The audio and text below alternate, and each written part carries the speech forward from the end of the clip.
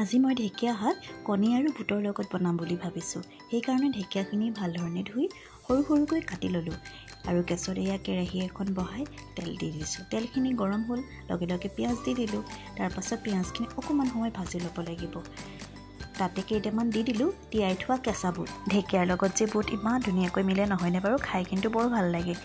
বুটখিনি দি দিয়াৰ পাছত অকণমান সময় ভাজি ল'লোঁ। বুটকেইটা সিজাৰ পাছত দি দিলোঁ হালধি দিয়াৰ পাছত ঢেকীয়া শাকখিনি দি দিলোঁ। ঢেকীয়া শাক দিয়াৰ পাছত ভালদৰে লৰাই লৈছোঁ। অলপ সময় এইদৰে লৰাই ভজা হোৱাৰ পাছত তাতে কেইফুটামান সৰু সৰুকৈ কাটি লোৱা নহৰু দি দিলোঁ। নহৰু কেইফুটা মই মাজে মাজে ফালি সৰুকৈ লৈছোঁ। আপোনালোকে জলকীয়া খালে জলকীয়াও দিব পাৰে, মই কিন্তু জলকীয়া নাই দিয়া।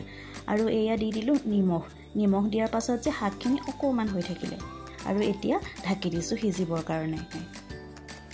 অকণমান সময়ৰ পাছত এয়া ঢাকোনখন দাঙি চাইছোঁ। শাকখিনি আকৌ এবাৰ ভাল ধৰণে লৰাই লৈছোঁ। শাক অলৰেডি সিজিলেই, যিহেতু শাকৰ চব্জি সিজিবলৈ বেছি সময় নালাগে। আৰু এতিয়া মই ইয়াত দি দিম এটা কণী। পৰিবলৈ লৈছিলে পাই, বাৰুকৈ যে নপৰিলে, নহ'লে যে এইটো লোকচানেই হ'ল হয়। আৰু এয়া কণী দিয়াৰ পাছত শাকখিনি অকণমান সময় এইদৰে লৰাই থাকিব লাগিব। এইদৰে লৰাই অলপ সময় ভজাৰ পাছত আৰু চব্জি ৰেডি হৈ যাব। আপোনালোকে বাৰু এইদৰে কণী দি ঢেকীয়া শাক আগতে খাইছা নাই জনাবচোন। যদি খোৱা নাই এবাৰ বনাই খাব, খাবলৈ সঁচাই বহুত ভাল লাগে। এয়া ৰেডি হৈ গ'ল বুট আৰু কণী দি বনোৱা ঢেকীয়া শাকৰ চব্জি। ভিডিঅ'টো চাই কেনেকুৱা পালে কমেণ্ট কৰি জনাব আৰু লগতে চেনেলটো ছাবস্ক্ৰাইব কৰিব। আজিলৈ আহিছোঁ, বাই বাই।